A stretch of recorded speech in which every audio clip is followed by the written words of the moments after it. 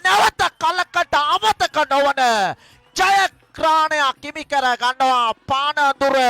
super passion කණ්ඩායම දහබර ක්‍රාලෝලි හිතමතොඩේ විශිෂ්ට මෙන්න මේවා තමයි ඉනිම් කියන්නේ දහබර ක්‍රාලෝලි හිතමතොඩේ පීඩනය මැදේ පීඩන නොතකා එක්වරක් කුඩ පන්දුවේ ගිලී ගියාට පසු කඩුල්ල ආරක්ෂා කරමේ ජයග්‍රහණයේ මාවත විවර කරා මේ ආගත් වග අමතක කරන්නට එපා අබ්දුල් රහ්මාන් දැන් කැඳවනවා පන්දුව අතරයි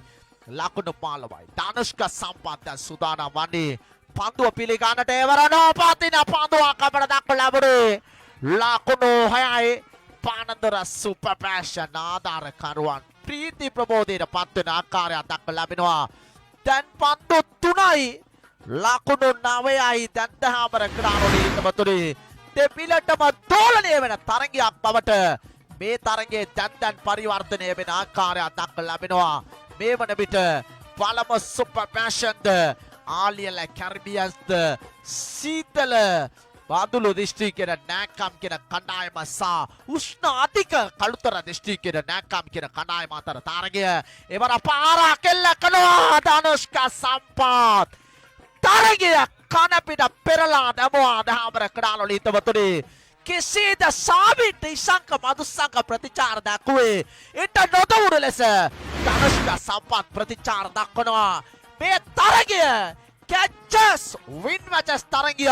උඩ පන්දුව ගිලී යාමේ ප්‍රතිඵලය දහමර ක්‍රාලෝලි හිතවතුනි අනසි ප්‍රතිඵල ගෙන බින්දින ආකාරය දක්ව ලැබෙනවා වෙනුවෙන් දහමර ක්‍රාලෝලි හිතවතුනි දැන් නැවත සූදානම් අබ්දුල් රහ්මාන්ට එරෙහිව